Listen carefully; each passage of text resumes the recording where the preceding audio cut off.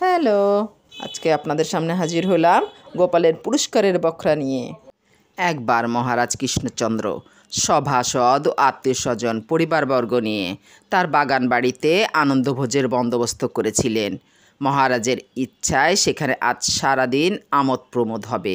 রাজা সকলকে নিয়ে খুব সকালেই যাত্রা করলেন। গোপালকেও সঙ্গে আসতে বলেছিলেন। গোপাল বউয়ের মুখের জন্য বাজার করে না দিয়ে যেতে পারে না। গোপাল যেদিন বাজার না করে দিয়ে যায় সেদিন বাড়িতে খুব অশান্তি হয়। একথা সোজাসুজি না বলে মজা করার জন্য মহারাজকে বলল, আমার একটু কোনো ব্যাপার নয়, আমি পরে আসছি মহারাজ, আপনারা সব আগে যান, আমি পৌঁছাবো সামান্য বিলম্বে, আপনার জন্য আমাদেরকে চিন্তাভাবনা করতে হবে না। গোপাল সঙ্গে এলো না। এতে রাজা মনে মনে খুব রেগে গেলেন। তাকে জব্দ করার জন্য বাগান বাড়িতে পৌঁছেই দারোয়ানকে হুকুম দিলেন, গোপাল এলে তাকে একটু ভুগিয়ে নিয়ে তারপর ভেতরে ঢুকাবে, এ কথা যেন মনে থাকে। বারবার বললেন দারোয়ানকে, যেন তার ভুল না হয়। প্রথমে বলবে, যারা পরে আসবে তাদের ভেতরে আজ ঢোকার হুকুম নেই। এই বলে মহারাজ হুকুম দিয়ে ভিতরে চলে গেলেন। গোপাল খানিকক্ষণ পরে এলো। তখন দারোয়ান পথ ছাড়ে না কোনো মতেই। দারোয়ান বলে, মহারাজের হুকুম, যে দেরিতে আসবে তার আজ ভেতরে যাবার কোনো উপায় নেই, অতএব আপনি ফিরে যান, তাছাড়া আমি কিছু করতে পারবো না। গোপাল বুঝলে তাকে জব্দ করার জন্যে রাজার একটা কৌশল মাত্র। সে দারোয়ানকে অনেক খোশামত করে শেষে বললে, তুমি বেশ ভালোভাবেই জানো আমি রোজই মহারাজের কাছ থেকে কিছু না কিছু পুরস্কার পেয়ে থাকি। তোমায় কথা দিচ্ছি, আজ যা পুরস্কার পাবো অবশ্য তার অর্ধেক তোমার জন্য।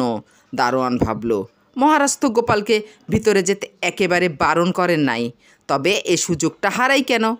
অর্ধেক পুরস্কারও পাওয়া যাবে, এদিকে গোপালকেও হাতে রাখা যাবে, কারণ বিপদে আপদে গোপাল রক্ষা করার বুদ্ধি দিয়ে থাকে। গোপালের বুদ্ধি না নিলে চাকরি বজায় রাখাও ভীষণ দায়। তখন পুরস্কারের লোভে দারোয়ান মনে মনে ভাবল, মহারাজ গোপালকে ভিতরে ঢুকতে দিতে বারণ করেননি, একটু শুধু ভোগাতেই বলেছিলেন মাত্র, তবে গোপালকে যেতে দিলেই বা দোষ কী, যেহেতু গোপাল রাজার প্রিয় পাত্র। এদিকে গোপাল ভিতরে ঢুকেই হইচই গোলমাল শুরু করে দিলে। একে গালি দেয়, ওকে মারতে যায়, ওকে ঠেলে ফেলে দেয়, তুলকালাম কাণ্ড। মহারাজ বিরক্ত হয়ে বললেন, কি আরম্ভ করেছ গোপাল? এলে তো দেরি করে সকলেরই পড়ে, এসেই অত মেজাজ দেখাচ্ছ কেন? চুপ করে থাকো। গোপাল মতলব করেই এসেছে, গোলযোগ করবেই, সে রাজাকেও খাতির করে না। সোজা জবাব দিলে, গোপাল সব সময় এরকম মেজাজ দেখেই থাকে। মহারাজ, আপনার যদি পছন্দ না হয় সোজাসুজি বলুন, গোপাল এক্ষুনি চলে যাচ্ছে আপনার মুলুক ছেড়ে ভিন দেশে। যত বড় মুখ নয় তত বড় কথা, রাজার মুখের উপর এত বড় অপমান। রাজা রেগে গেলেন ভয়ানক, হুকুম দিলেন, এক্ষুনি 100 বার কান ধরে উঠতে বসতে হবে সবার সামনে, এবং 10 টাকা জরিমানাও দিতে হবে। গোপাল অমনি 1, 2, 3 খুব জোরে জোরে আওড়াতে আওড়াতে কান ধরে উঠতে বসতে লাগলো।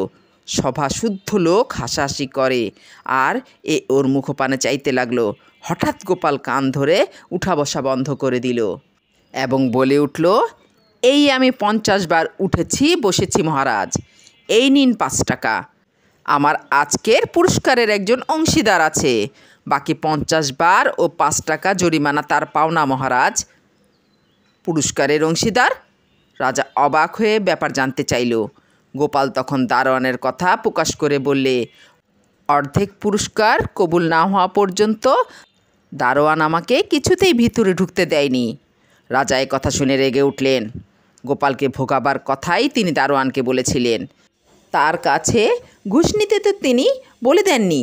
সঙ্গে সঙ্গে দারোয়ানকে ডাকা হলো এবং গোপাল 50 বার নিজেই কান ধরে উঠেছিল বসেছিল, কিন্তু দারোয়ানের কান ধরে উঠাবার বসাবার জন্য বাগদি পাইকদের ডাক পড়ল। গোপালের ফন্দিতে তারা একে একে কান ধরে উঠাবার বসাবার জন্য কান প্রায় ছিঁড়ে গেল। কান এমন জ্বালা করতে লাগলো যে যেন প্রাণ যায়, এবং 5 টাকা জরিমানাও দিতে হলো। গোপালের কাণ্ড দেখে রাজা রাগ ভুলে গিয়ে হেসেই উত্তর দিলেন, ধন্যী গোপাল, গোপালও হেসে তার দেরির কারণ সব খুলে বলল। তার বউ এমন দজ্জাল যে তার কথা শুনতেই হবে। মহারাজ তখন সন্তুষ্ট চিত্তে গোপালকে 100 টাকা পুরস্কার দিলেন। এদিকে দারোয়ান মনে মনে ভাবছে, কার মুখ দেখেই যে উঠেছিলাম, কালকে কান গেল, আবার আমার নগদ 5টা টাকাই গেল। ধন্যী গোপাল, ধন্যী, আর কোনোদিনও এ ভুল করব না। সারা জীবনে যতদিন বাঁচব আমার এ কথা মনে থাকবে।